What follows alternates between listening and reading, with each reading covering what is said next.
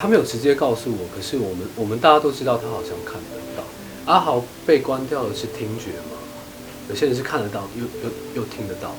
阿豪是听觉慢慢被关起来，可是他依然看得到，只是他选择不愿意说出来，但是他心里面又很有正义感，就是会想要帮助他。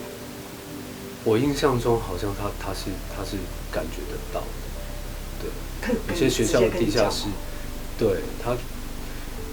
他没有直接告诉我，可是我们大家都知道他好像看得到。你刚刚说学校地下室怎么？对，地下室他有时候就会默默的离开某个角落。就是我们当然有时候，因为我们小时候那个小学的那个地下室，有时候外面下雨，操场没办法用，我们就会去地下室嘛。然后就是会在那里打球啊什么的，就是体育课或者是自由活动等等之类的。有些人喜欢运动就运动。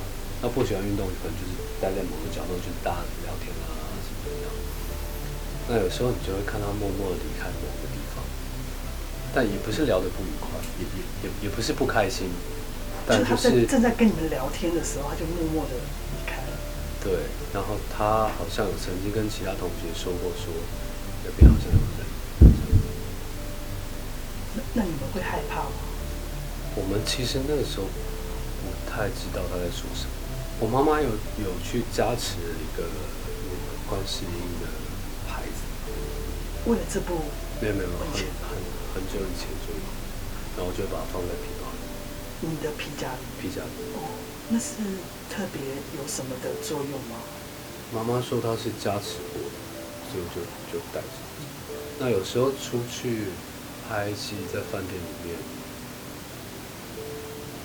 就是我因为是一个人在外面，所以每次我都会告诉自己说，那个其实是用科学角度来看，它是脑袋醒了，可是身体还没醒，所以你身体动不了，就是我们说的压床嘛。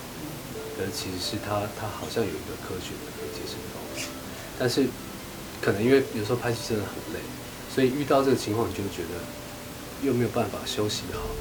然后又会觉得很困扰，然后再来是它是陌生的地方，然后就会把那个护身符拿来放在床头，就是床那个枕头的旁边，就是如果不能动，然后你就很想要用力，赶快有个地方就是手指啊或者手赶快可以动一下，就会再回来嘛，你就会可以动。